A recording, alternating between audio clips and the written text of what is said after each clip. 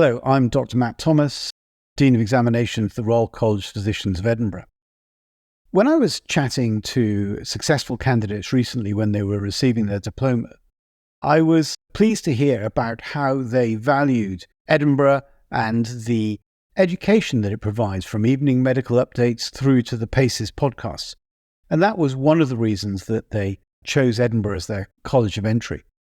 Add to this the expert team in the examinations department who will try and help smooth your way through your PACES application, along with the fact that we provide PACES centres throughout the UK.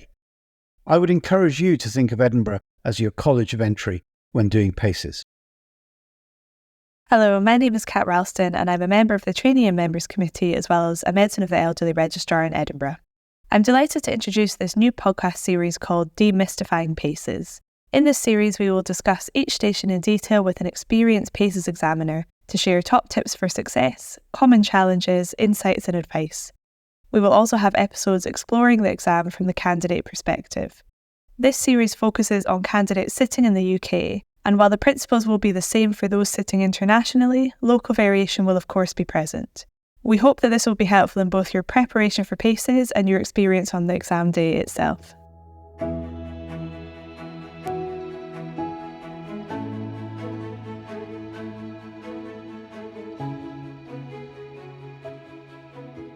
Hello and welcome to this episode of Demystifying PACES, brought to you by the Royal College of Physicians of Edinburgh Trainees and Members Committee. My name's Kat Ralston and I'm a member of the TNMC as well as a Medical Education Fellow and Geriatrics Registrar in Edinburgh. This episode is designed to guide you through the practical aspects of how PACES is organised, and we hope that by giving you an insight into what happens behind the scenes in PACES will help you in your preparation for the exam as well as your experience on the day itself. I'm delighted to be joined by Dr. Matt Thomas, who's recently taken over as Dean of Examinations at the RCPE. Matt has nearly 20 years' experience in examining PACES locally, nationally and internationally, and he's also a Consultant Geriatrician at Poole Hospital in Dorset. Welcome, Matt. Thanks very much, Kat. Really nice to have the opportunity to do this. And I think you're absolutely right. I think the more people understand about the exam, the less scary it becomes. Yeah, absolutely. So I thought it might be good to start the podcast with talking about what happens leading up to the exam. So first of all, can we talk a little bit about the application process? What does that look like? The first thing I need to say is that a lot of the information that I'm going to give you is on the MRCP UK website. And please check that for latest facts and advice. But in general, the first thing you need to do is make sure that you are eligible to enter the exam, and the eligibility criteria are there. You've spent the requisite amount of time in training, past the right bits of the exam prior to this. It's then a question of registering for a Federation Royal College Physicians, the joint body number, and then applying for the exam, which all happens online. Absolutely. And about how far in advance do applicants need to apply before their PACES diet? The applications open about 2 to 3 months before the diet. So we're looking at applications opening in November for a diet that will start in late January. So you need to be looking about that far ahead. But again, the whole year's timetable will be on the website to give you the exact dates so that you can be ready. And you've talked about the fact that there is an exam diet that spans couple of months usually. How are applicants actually allocated an exam date? How's that chosen? Well, currently that's random. And so the diet runs 3 times a year and, as you say, runs throughout the dates that are there. And that means that you could be allocated something in a weekday or something in a weekend, because depending on the centre and how they are organised depends on whether it runs during the week or the weekend. So people need to be aware and flexible to be able to match that. Yeah, absolutely. Because I guess your revision time can be significantly lengthened or shortened just by where you are in that, exam diet. You're absolutely right. There can be a good few weeks between a colleague taking it and you taking it. And that's just, unfortunately, luck of the draw. I think that there are thoughts in the future about being able to allocate yourself places, but at the moment it's all random. At the minute, it sounds like it's random, so candidates don't have a choice on a date or an exam centre. Is that right? No, unfortunately not. And I say random, but of course we must bear in mind that we don't send people to be examined at places where they've worked, where they may have been examined previously in the last year or so. So I think that we have to take those things into factor, and then it's random. Yeah, that's helpful to know. And do you have any prioritisation of candidates in terms of who gets those exam slots? Is there a waiting list? We try not to let there be a waiting list. We try and make sure that we've got as many slots as possible to get through as many people. And of course, COVID brought about a need to prioritise people because of the reduced number of spaces that there were. But I think the backlog is pretty much gone now. And so I think for the next start on, that probably won't be an issue. That's good to know, because I think a lot of anxiety about getting that exam done before your next job. So yeah, that's great to know. So just thinking a little bit about exam centres next. So I'm interested to know how the patients are selected, what that process looks like. Well, it will vary in each centre as to how they manage it. But essentially, you're looking for a patient who has got relatively stable signs, because you want to know exactly what you're examining, that they're well enough and able enough to come up and take part. It can be a bit of a long day. And if they are giving their history as well, that they're going to give a good and consistent history. So you've got to take that into account, as well as looking for patients across the whole breadth of medicine. So consultants who are hosts will be touting across all their colleagues for people with good signs, good stories that they can bring up. So it's very much the patients that are seen in the hospital day to day. That's helpful. People who are stable enough that they could be there for the whole exam and have sort of stable clinical signs. Useful to think about when you think about what type of conditions might come up as well. And thinking about those conditions, I was just wondering whether you could see the same condition in different stations in an exam carousel. So say there's a patient with COPD in the respiratory station and the consultation station. Is that something we try and avoid, or is that a possibility? Never say never in medicine. And it may be that for whatever reason that happens, but that's something we certainly try to avoid. We want to examine the breadth of people's skills. So giving them a similar scenario in one of the physical examination encounters as well as the consultation encounter, or talking about the same issue in one of the communication stations. We try and avoid that. Yeah, so perhaps alarm bells should be ringing if you think something's coming up twice in your station. Possibly, though, one of the things that has to happen is that patients who have volunteered for this may get unwell, and at short notice somebody else needs to be drafted in. And so it's not impossible, but we try not to do it. Yeah, absolutely. And we just talked about what if a patient cancels. You've just mentioned that slightly. So what happens in that situation if you have a last minute gap? There are lots of different things that you can think about doing. You can look on the wards to see if there's somebody who's an inpatient, perhaps, if this is happening on a acute hospital site. You may have, and some posts do this, will bring backup patients in. And then when they know that everybody's arrived, they'll say to somebody, thank you very much, but we don't need you today. And patients are very good and accepting of that. And you can, in extremis, have somebody with normal examination. You should be aware that normal examination is part of the findings that could be there. So in a consultation where most of the history is going to be the important thing and the lack of abnormality, you might find that there's somebody with no signs. And of course, then actually that opens up who you could get to slot into that. But in the main, we really like to have patients who've got signs. Yes, most patients in the exam will have genuine pathology to find, but it might be that someone has a normal examination, normal findings, and don't be put off by that. Just might be what the situation is. Part of the skills is finding physical signs, but also not inventing physical signs that aren't there. That's really helpful. And do you reuse scenarios, say for the communication stations? There is a large bank of scenarios, and I can't remember the exact number, but it runs into the hundreds. So things do get reused. They get reviewed after each use with feedback from the examiners who have used it, and look at how discriminatory they are at producing a differentiation between candidates who passed and failed to see whether they're still valid. And we have meetings 3 times a year to look at the scenarios for the coming diet, tweak them as required. So some will get reused over a period of time. They will get subtly changed. So don't assume that because somebody said they once did a scenario with X and Y in it, that when you see X and Y, it's going to be exactly the same scenario. The focus may have changed. Yeah, that's helpful to know. And I think it's also reassuring to know that there is a feedback process after scenarios, and they're constantly getting reviewed and updated. So there's not ones that are out of date, that have been made years ago. So that's reassuring to me as a person who sat the exam. That's a really good point. We look at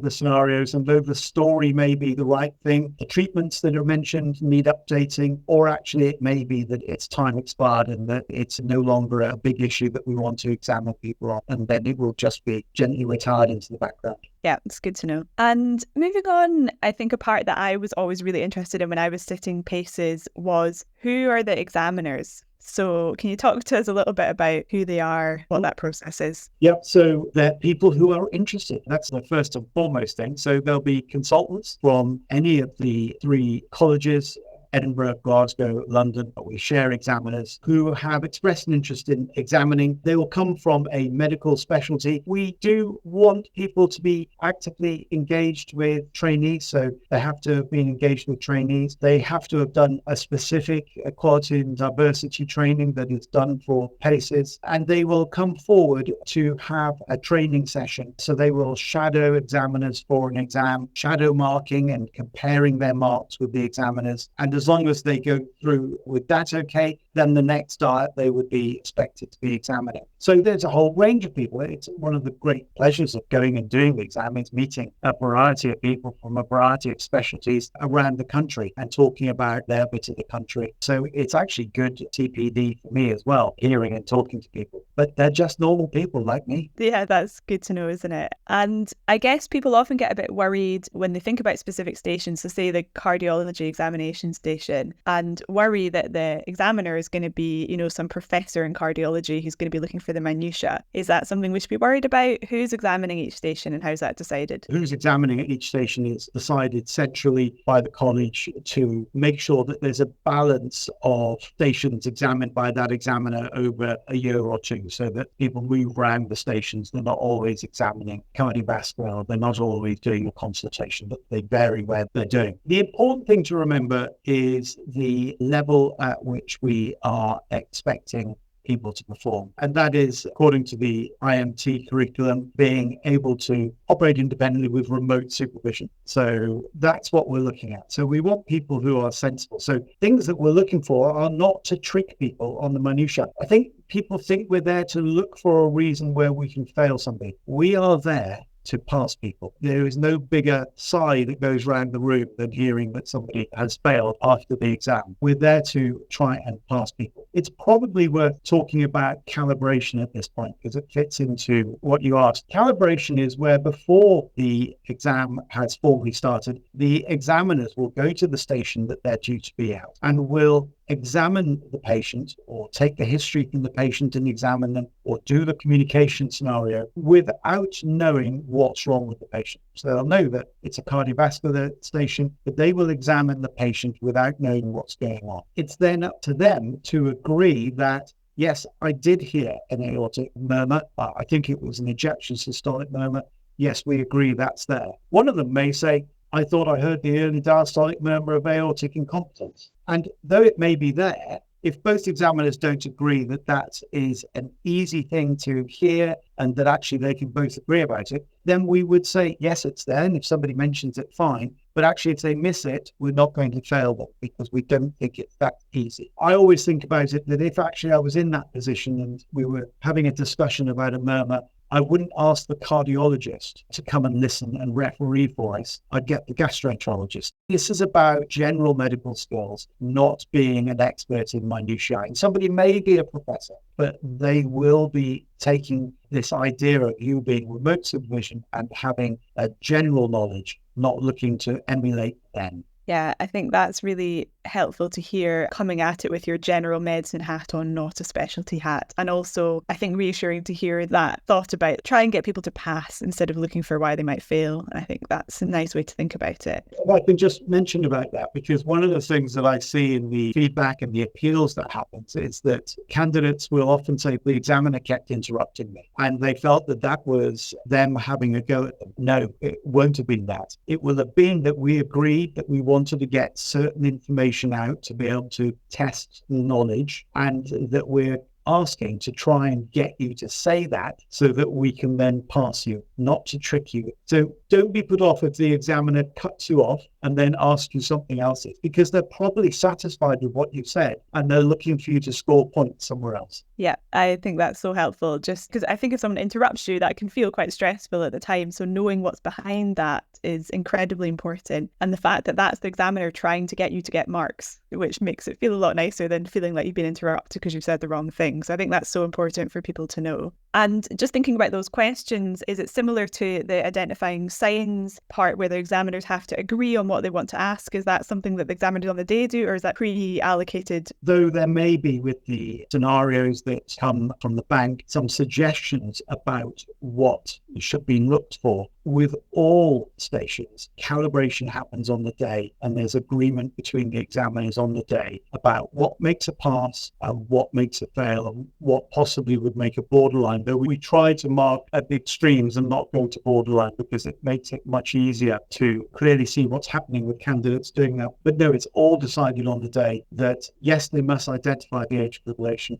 Yes, they must talk about the investigations and include these investigations and include this treatment. So not only the physical signs are agreed, but there's calibration about the rest of the station as well. Yeah, that's good to know. And I think the other thing that I like, and I didn't realise, was that examiners are going into the station blinded as well in that calibration process. So they don't know what they're going to find. So they're in the same situation as a candidate. That's really important, because we want it to be real. We want it to be fair on people. And to go in knowing the echocardiogram result would obviously influence what you thought you might be hearing. To go in knowing the CT result would influence what you might be feeling in the abdomen. No, we go in blinded. So that nervousness that people felt about being in front of Professor so-and-so, I feel this as well when I go and examine them. We all feel it.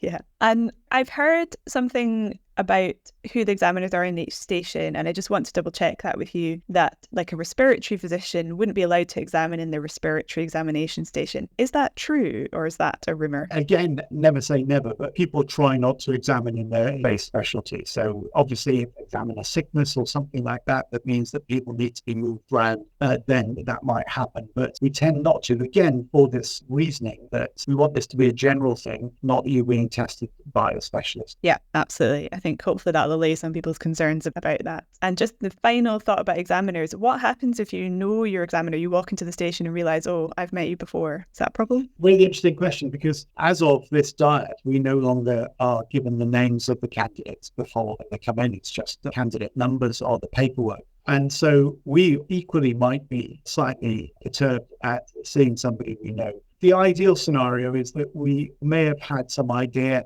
may have seen that somebody was coming up, and we would not be the person leading that exam. It might hand it over to the other. At each station, one examiner leads and the other is observing. Both are scoring. And it may be that we leave it to the person who doesn't know the candidate to examine. But all examiners are pretty professional and actually could manage that situation if they had to deal with somebody they knew. But I think we all probably would rather give the candidate a bit of breathing space and not be the one asking them the question. Yeah, absolutely. Try not to be put off by it. No. So I guess just moving on to thinking about the exam day itself, so just sort of practical points around what that looks like. I guess starting with a general question about just what to expect on exam day. Is there a lot of waiting around? What kind of happens when you turn up? There is a bit of waiting around. We try to minimise it as much as possible, but it's a necessity for a number of reasons. If there are a number of cycles going on during the day, then because patients may not change between the cycles, we need to isolate candidates who are just leaving from the ones who are just arriving for an exam security point of view. So there can be a little bit of waiting around, but some of that is filled up with filling in forms. So you need to make sure that you've got your application form with you and printed out.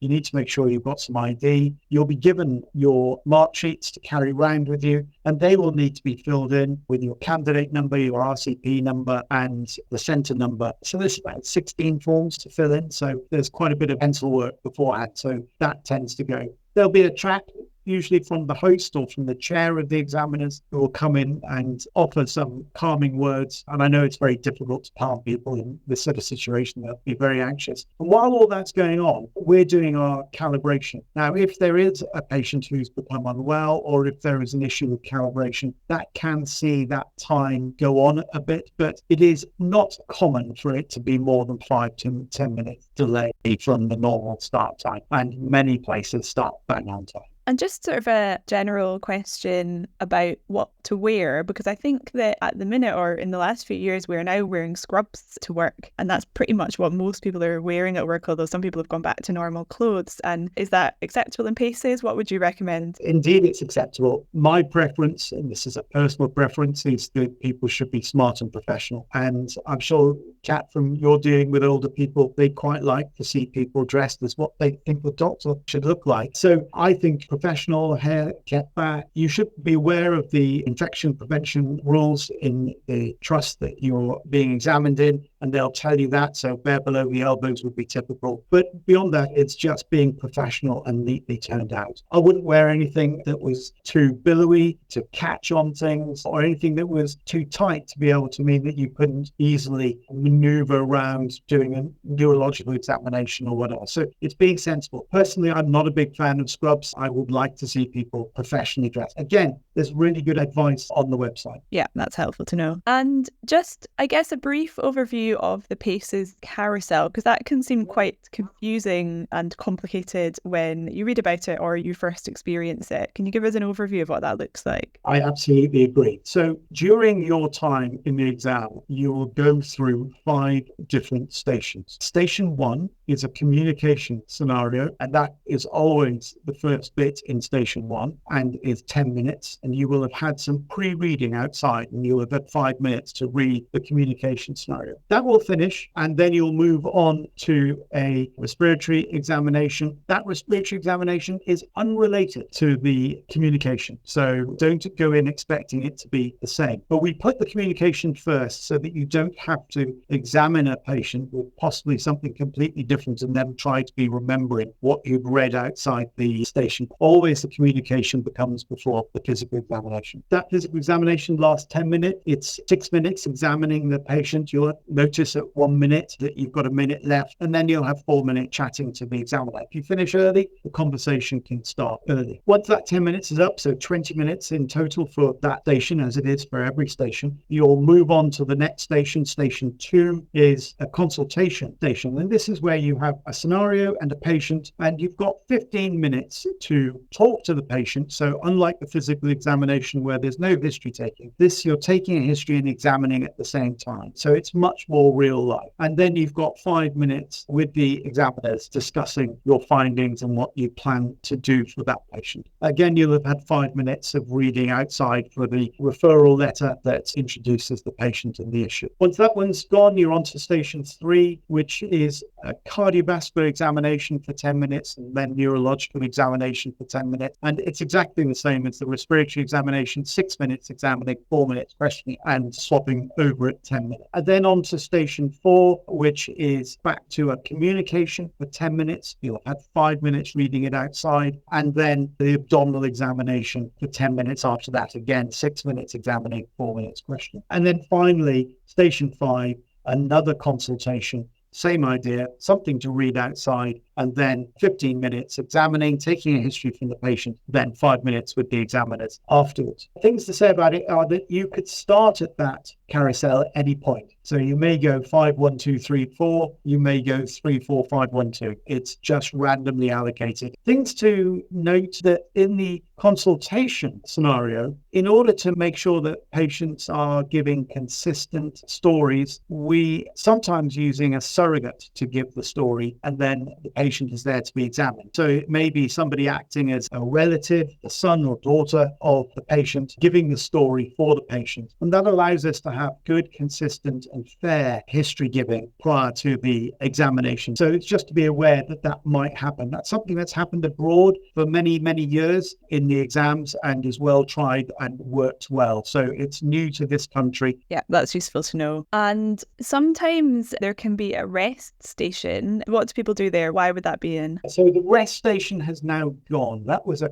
COVID way of increasing the numbers of candidates that we could get through. So rather than 5 candidates coming for one carousel, each person in the station, we had 6, and one would be in a rest station. So the day went on slightly longer for everybody, but it allowed us to give more places to people during COVID in the catch-up after COVID. Now that, as I said, we've got to a position where we're not having to do that, we've gone back to the agreed method have 5 stations with no rest station. I think knowing in advance what to expect is so important. So that's helpful to know that's no longer needed. And I just wondered, if you were mid carousel and really needed to go to the bathroom or something, is there any way out of that? Or once you're in it, you're kind of trapped and there's no way out? Obviously, we hope that this sort of thing doesn't happen, but people get unwell, feel faint, happened before. What we would do is that the other stations wouldn't realise what was happening. It would only be happening in the one station that it was going on in. The examiners would likely, if somebody felt unwell, give them a minute or two, a glass of water, a sit down, and a chance to collect themselves, and then restart the clock at the time that they stopped it to give them that break. What they will have done is told everybody outside that something is going on, so that when the carousel finishes for the other people, it doesn't go immediately into the 5-minute reading. There's a pause so that the other person can catch up and rejoin the carousel. So there are ways of us managing the situation. It's very uncommon, but we are used to minor interruptions. Yeah, it's good to know that there is an option to deal with that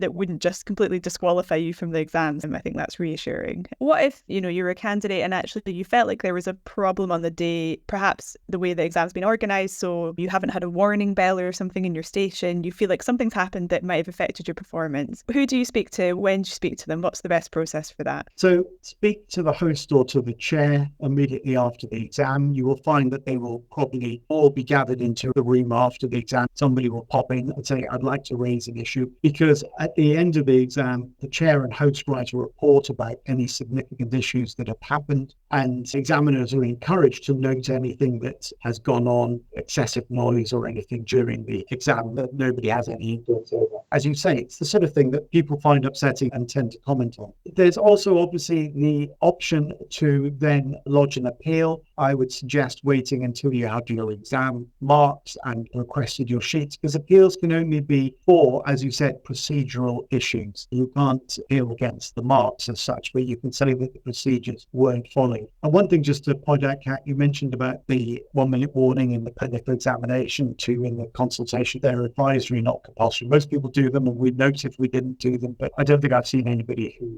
struggled just because they didn't get the warning. Ah, that's really interesting. So if an exam centre wasn't doing a warning, would they tell candidates before that happened? The lack of a warning would be an examiner saying, I forgot to give a warning. And that would be noted on the form. But it would be unlikely to influence things, because people are usually practiced enough that they're coming to the end of their consultation or examination. Yeah, so we're definitely giving warnings. Sometimes examiners can forget, but that wouldn't really affect the performance in that station. No. Helpful to know. And what happens if you're sort of ill before the exam or unable to attend on short notice, or you have to just exit the exam because you're too unwell? Who do you get in touch with and what happens? If you can't make the exam and you know beforehand, then please get in touch with the college that you registered through and let them know. And I think they do like to have some evidence about the illness or sick notes or something. And then I believe it's a 90% refund for pulling out beforehand with a 10% administrative charge. Because actually behind the scenes, there's a lot of people juggling examiners, juggling candidates, juggling paperwork. So there is a knock-on effect. And obviously, the sooner we know, the better if you're not going to be able to undertake the exam, because we could offer it to somebody else. If you're deciding not to do the exam because you don't feel you're ready for it, then that's a slightly different thing. And I think depends on how soon before you decide not to do it as to how much percentage of the fee is docked. But again, that's on the website. But if you're sick and you're unwell,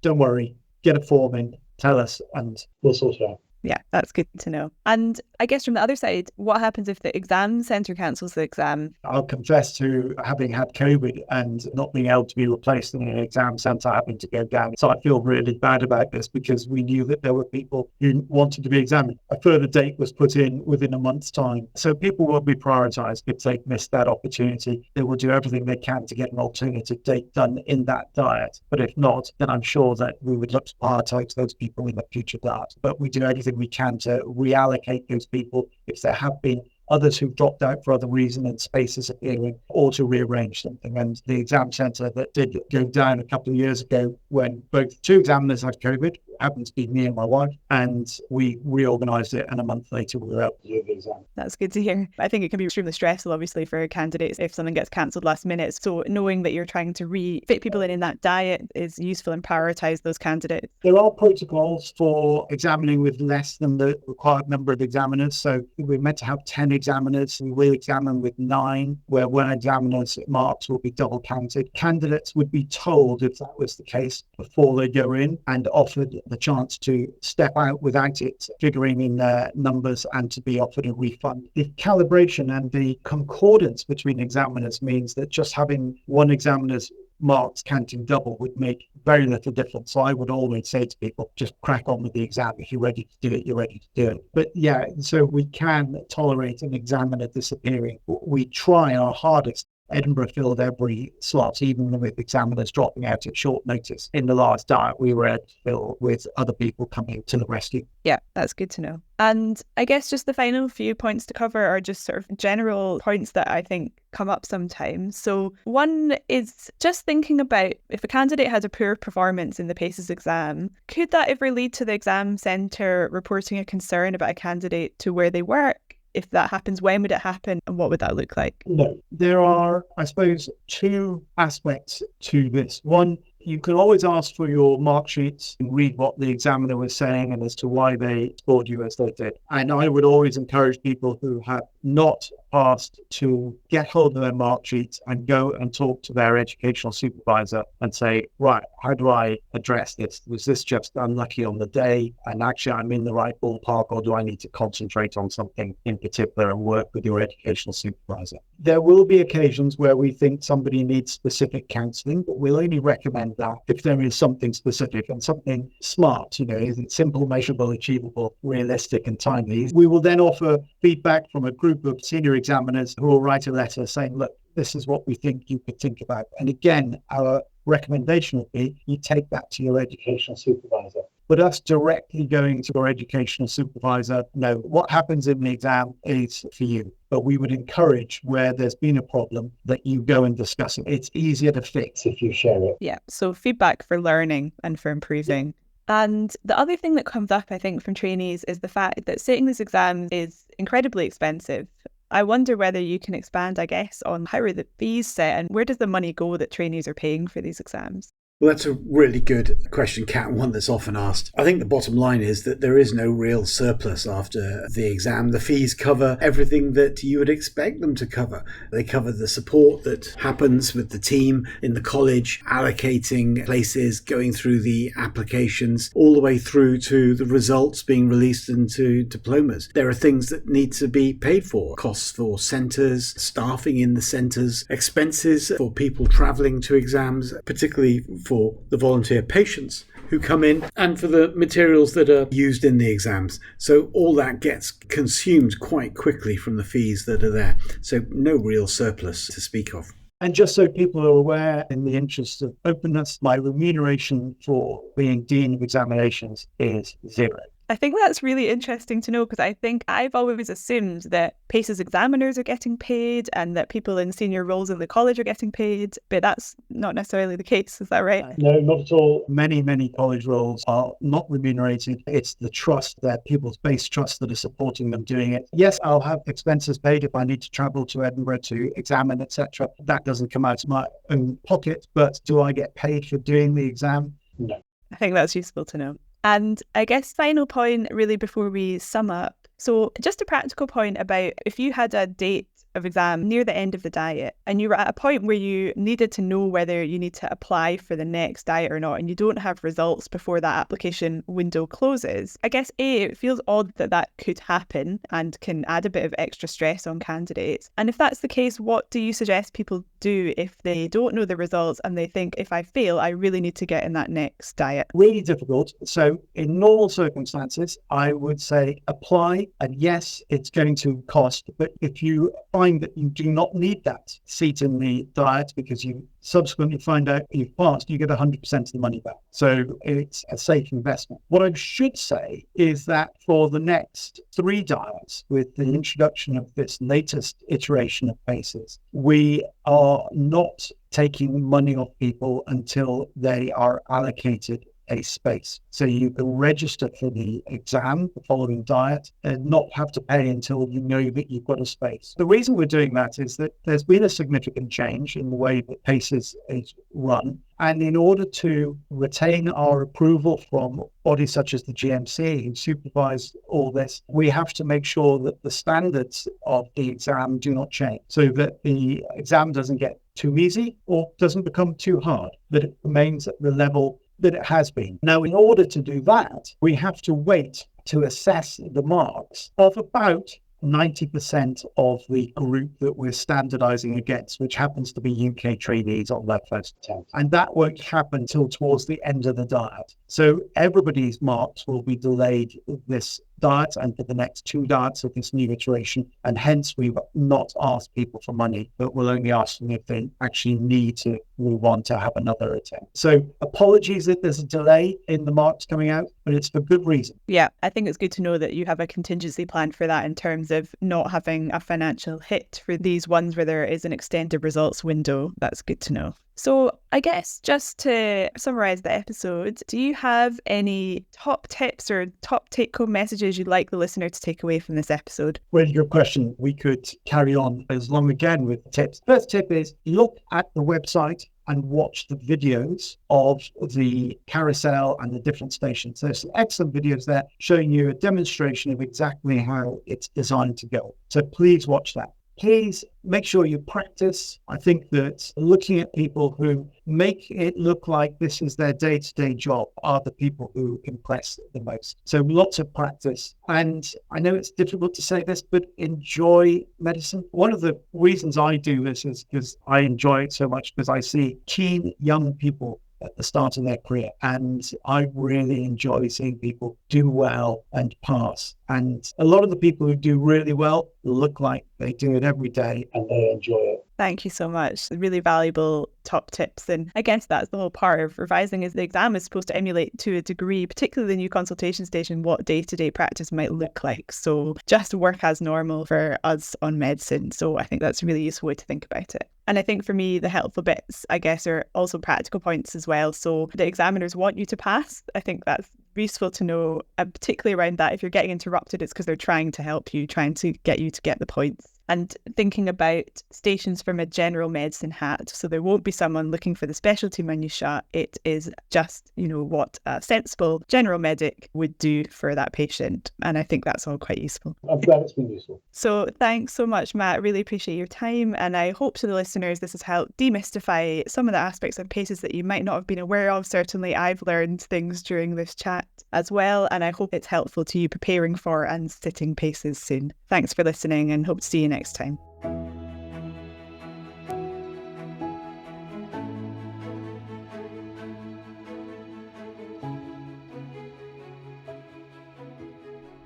If you enjoy listening to Career Conversations, why not become a member of the Royal College of Physicians of Edinburgh? Our membership provides you with access to the RCPE educational portal, the live evening medical updates, and you have options to view the symposia both in person or online. If you would like to learn more about this, please go to the Royal College of Physicians of Edinburgh website.